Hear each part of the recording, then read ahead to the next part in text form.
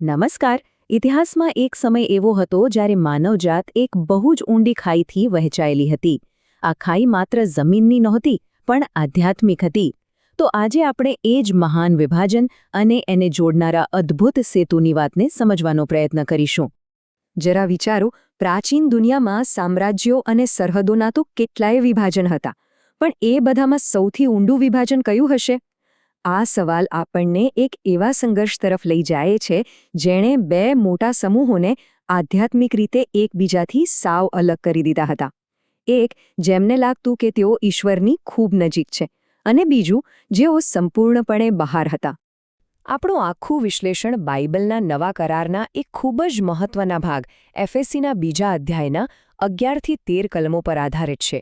આ કલમો યહૂદીઓ અને બિનયહૂદીઓ એટલે કે વિદેશીઓ વચ્ચેની એ ઊંડી આધ્યાત્મિક દિવાલનું વર્ણન કરે છે જેને એ સમયે લોકો અતૂટ માનતા હતા. શાસ્ત્રમાં જે ઘટનાઓનું વર્ણન છે એ પહેલાં આ બે સમૂહો વચ્ચે ઈશ્વર સાથેના સંબંધમાં એકદમ સ્પષ્ટ અને જાણે કે અતૂટ રેખા ખેંચાયેલી હતી. એક સમૂહ અંદર હતો તો બીજો સાવ બહાર. હવે આ વિભાજન કેટલું ઊંડું હતું એને બરાબર સમજવા માટે ઉપદેશમાં બાઇબલમાંથી 5 મુખ્ય મુદ્દાઓ રજૂ કરાયા છે. આ મુદ્દાઓ બતાવે છે કે વિદેશીઓ આધ્યાત્મિક રીતે કેવી રીતે અલગ હતા. ચાલો આપણે એમને એક પછી એક જોઈએ. તો આ રહ્યા એ 5 મુદ્દાઓ. આ બધા મળીને એક ખરેખર ગંભીર ચિત્ર ઊભું કરે છે. સમજવાની વાત એ છે કે આ માત્ર કોઈ સામાજિક અલગતા નહોતી. આ તો એક ઊંડી આધ્યાત્મિક શૂન્યતા હતી જેમાં ઈશ્વર, એમના વચનો અને ભવિષ્યની કોઈ આશાનો સદંતર અભાવ હતો. આ સમગ્ર વિભાજનનો પાયો જ હતો ખ્રિસ્ત વિના હોવું. જુઓ, મસીહા એટલે કે ઈશ્વર દ્વારા મોકલવામાં આવનાર તારણહાર, એનું વચન ખાસ કરીને ઇઝરાયેલને આપવામાં આવ્યું હતું. આનો સીધો અર્થ એ થયો કે વિદેશીઓ એ મહાન વચન અને તેના આધ્યાત્મિક વારસાથી સંપૂર્ણપણે બાકાત હતા. પાદરી અહીં સમજાવે છે કે આ કોઈ ભૌગોલિક નાગરિકતાની વાત નથી, પણ એક આધ્યાત્મિક નાગરિકતાની વાત છે. વિદેશીઓને તો બહારના લોકો ગણવામાં આવતા, જેમને ઈશ્વરના પરિવારના સભ્ય તરીકેના કોઈ વિશેષાધિકાર નહોતા. અને ત્રીજો મુદ્દો છે કરારો વિના હોવું. કરાર એટલે ઈશ્વર અને એમના લોકો વચ્ચેનું એક પવિત્ર વચન. ઉપદેશમાં અબ્રાહમ, મૂસા અને દાઉદ સાથેના મુખ્ય કરારોનો ખાસ ઉલ્લેખ છે.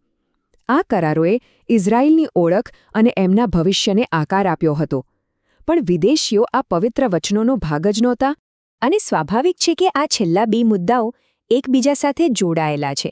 જ્યારે ઈશ્વર સાથે કોઈ કરાર જ ન હોય, કોઈ વચન જ ન હોય, ત્યારે ભવિષ્ય માટે કોઈ સાચી આધ્યાત્મિક આશા પણ ક્યાંથી હોય?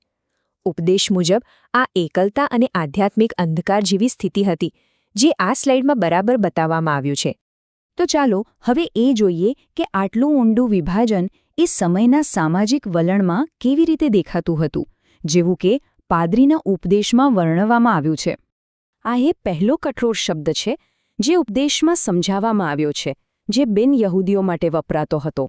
આ એક જ શબ્દ સામાજિક વિભાજનની ગંભીરતા બતાવવા માટે પૂરતો જ છે. આ માત્ર કોઈ ગાળ નહોતી, એ એક ઊંડી માન્યતાનું પ્રતીક હતું કે વિદેશીઓ આધ્યાત્મિક રીતે અશુદ્ધ છે. પાદરીના કહેવા મુજબ આ ભાષા એ સમયની માનસિકતા સ્પષ્ટપણે દર્શાવે છે. બીજો જે શબ્દ રજૂ કરાયો છે એ છે પાપી. આ શબ્દ વિદેશીઓને નૈતિક અને આધ્યાત્મિક રીતે અલગ માનવાની જે ધારણા હતી એને વધુ મજબૂત કરે છે. સુન્નત એ સમયે માત્ર એક ધાર્મિક વિધિ નહોતી, એ તો ઈશ્વર સાથેના કરારની શારીરિક નિશાની હતી. એટલે જેમને સુન્નત વગરના કહેવાતા, તેમને કરારની બહારના અને આધ્યાત્મિક રીતે અલગ માનવામાં આવતા. આ શબ્દનો ઉપયોગ તેમની અલગતા પર ભાર મૂકવા માટે જ થતો હતો. અને છેલ્લે ઉપદેશ એ પણ જણાવે છે કે વિદેશીઓ દ્વારા જે અનેક દેવતાઓની પૂજા થતી હતી, એને આધ્યાત્મિક અશુદ્ધિ અને ભૂતોની ઉપાસના તરીકે જોવામાં આવતી. એમને વ્યભિચારથી જન્મેલા પણ કહેવામાં આવતા, કારણ કે તેમની ભક્તિ એકમાત્ર ઈશ્વર પ્રત્યે નહોતી. આટલી ઊંડી ખાઈ, આટલી કડવી ભાષા, આ બધું સાંભળ્યા પછી હવે વાર્તામાં એક નાટકીય વળાંક આવે છે. હવે આપણે એ સેતુ વિશે વાત કરીશું જેણે આ અતૂટ લાગતી દિવાલને તોડી નાખી અને બધું જ બદલી નાખ્યું. અને આ રહ્યા એ શબ્દો જે બધું જ બદલી નાખે છે. પણ હવે ખ્રિસ્ત ઈસુમાં આ બે નાના શબ્દો પણ હવે ઇતિહાસના સૌથી મોટા પરિવર્તનોમાંના એકનો સંકેત આપે છે. આ સ્લાઇડ આખા પરિવર્તનને કેટલી સુંદર રીતે રજૂ કરે છે.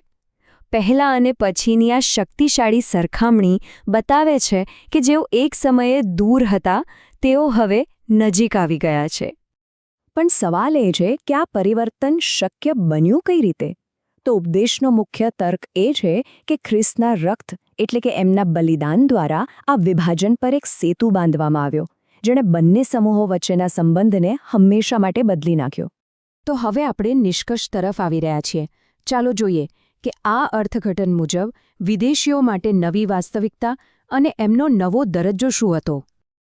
આનો વ્યવહારિક અર્થ એ છે કે જે વચનો અને જે સંબંધો પહેલાં માત્ર ઇઝરાયેલ માટે જ આરક્ષિત હતા તેમાંથી હવે વિદેશીઓને બાકાત નથી રખાતા.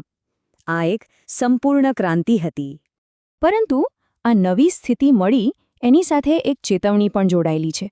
ઉપદેશમાં રોમનોના પત્રમાંથી એક બહુ જ મહત્વની વાત કહેવામાં આવી છે: અભિમાન ન કરો પણ ડરો. આ શું યાદ અપાવે છે કે આ જે નવો દરજ્જો મળ્યો છે એ કોઈ કમાણી નથી, એ તો એક ભેટ છે. અને જ્યારે ભેટ મળે ત્યારે તેની સાથે નમ્રતા હોવી જ જોઈએ. ટૂંકમાં કહીએ તો આખા ઉપદેશનો મુખ્ય બોધ એ છે કે ભૂતકાળના વિભાજનની ઊંડાઈને સમજવાથી વર્તમાનમાં મળેલી એકતા માટે આપણામાં નમ્રતા અને આભારની ભાવના જાગવી જોઈએ.